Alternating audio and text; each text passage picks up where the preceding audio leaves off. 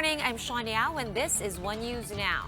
Some 6,000 roadworthy jeepneys have been allowed to ply the roads again around Metro Manila, but not without difficulties.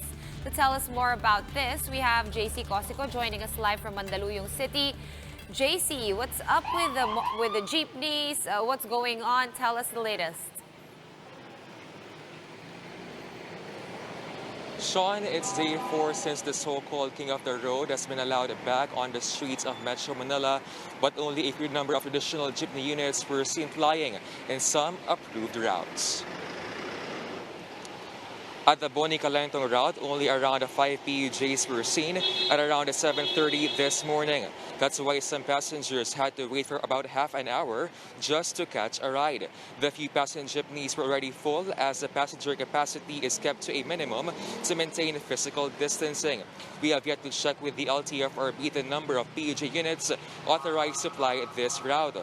But what we saw mostly in the area were modern jeepneys. Last week, the DOTR and the LTFRB greenlit the return of some 6,000 roadworthy traditional PUJs in 49 routes across the metro. Jeepney drivers would no longer need to apply for a special permit. However, they are required to secure a QR code from the LTFRB. The codes must be printed and displayed on jeepney units. PUJs were given until yesterday to comply with the QR code requirement as technical problems hounded LTFRB's website in the past few days. We talked to some commuters and they shared their experience this Monday morning. Kaso paunti-unti lamang eh. Tapos punuan lagi. Ganun. Kaya mahirap. Sana maging normal na lahat. Ibalik na din yung public transport kasi mahirap talaga eh. Mahirap masumakay ngayon. Mahirap. Bakit sir? Kasi limitado lang yung ng sakay ng mga pasero ngayon ng mga jeep tsaka e-jeep Dito? maghihintay kasi tagal nga. Inasahan namin ng maraming gabiyahe. Kaso ang bumungad sa inyo dito? Wala naman eh.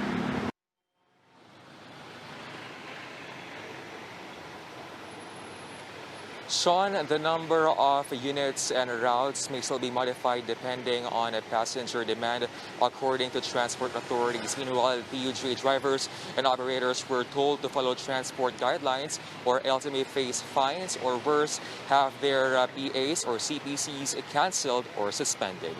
Back to you.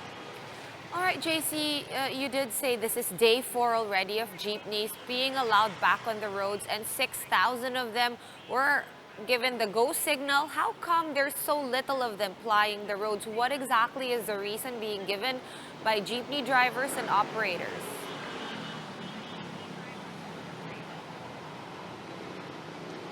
Sean, we have yet to check with the LTFRB on this, on why there are a few number of flying jeepney units in some routes here in Metro Manila. But some jeepney drivers said that they have yet to comply with the requirements set by the agency in line with this new normal, such as having these thermal checking and, of course, these plastic barriers that have to be installed on their units. Sean. All right, so I guess we can take it that they have already approved the proposal from the jeepney groups on how they will enforce social distancing inside jeepney units. So what you're saying, JC, is that maybe some of them don't have thermometers yet, thermal scanners and all of that. With regard to that QR code you were mentioning, so no special permit, but they need to get a QR code. What is that for? Is that just for law enforcement to check whether or not they really were allowed back on the roads?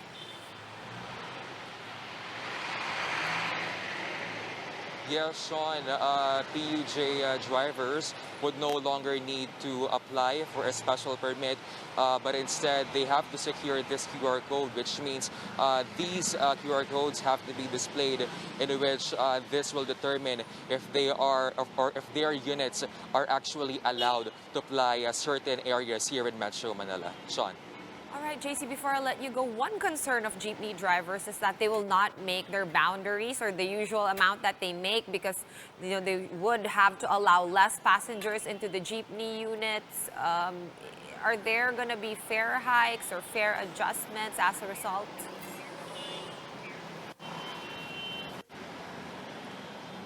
Sean, in the latest advisory sent by the LTFRB, no fare adjustments. The minimum fare for jeepney still is at 9 peso for the first 4 kilometers and 1 peso and 50 centavos per succeeding kilometer. Now, no fare adjustments shall be made unless approved by the LTFRB. Sean.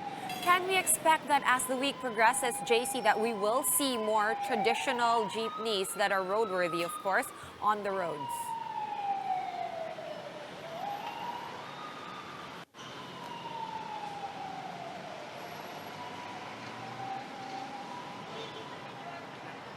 All right, I think we lost JC just then.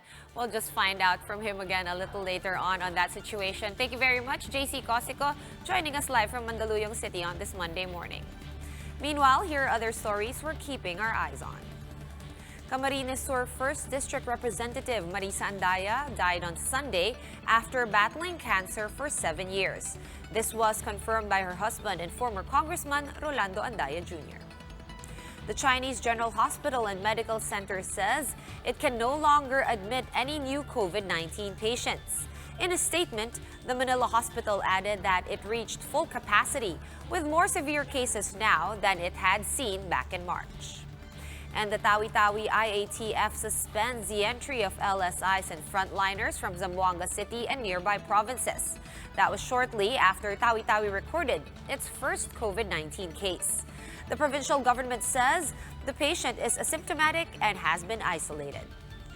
For more updates, follow News 5, The Philippine Star, and Business World online. Visit our website, onenews.ph, for more in-depth analysis. You can also catch One News on the Signal Play app. Just register for a free account now at www.signalplay.com and stream One News live anytime, anywhere. I'm Sean Yao, and we are One News.